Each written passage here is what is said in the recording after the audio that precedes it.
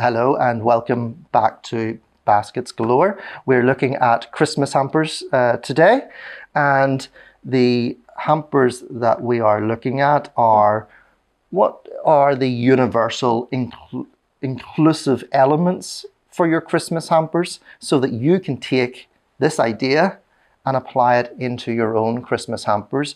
Now, because we've been doing it for so many years, if you wanted the definition of a wholly inclusive, fully loaded traditional Christmas hamper, no distinction between nationality or regionality or whatever, just the world's opinion, okay, based upon mathematics, then there are 18 key component elements of Christmas hampers. And usually you see on the AI all of these, oh, it might have this, it might have this. Well, we're defining it. Yep.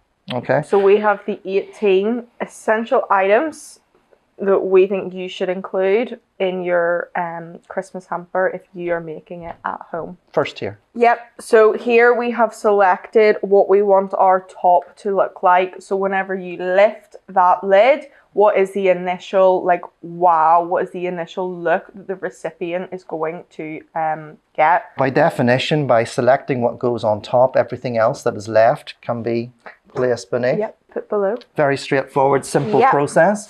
So we choose our straw. Now you can get this in any arts and crafts shop, in any shop, in any small town, village or whatever. One of the other things that we do is we take the breakable things. Yeah, with lots of jars in this one. So we do have, what's that, country fruit chutney. We have honey. What did you have there? Rhubarb and ginger jam. And we have another wheat jam here.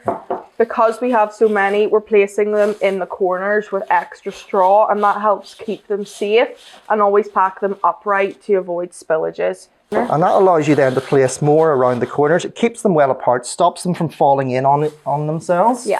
Then we just place everything else in.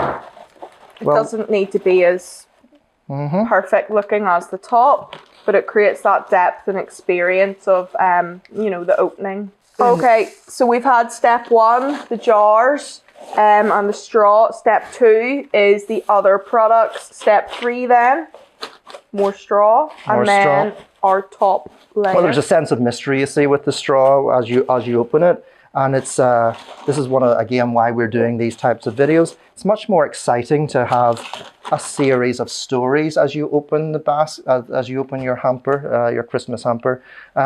If you've got the suppliers, then that's their story. Yeah, so here at Baskets Galore, we use other suppliers and producers, and we don't brand it ourselves, and that means, and that's probably how you'll replicate it at home. You'll go around and you'll find things from your local town, your city, and you place all those stories together. And it means then if someone really enjoys one of those products, they're able to go out then and source it for themselves and enjoy it again.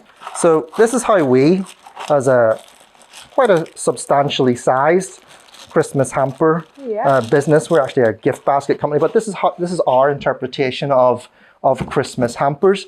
And instead of putting them into the basket, as would be our normal approach, we put them into these very colorful, bright gift hampers.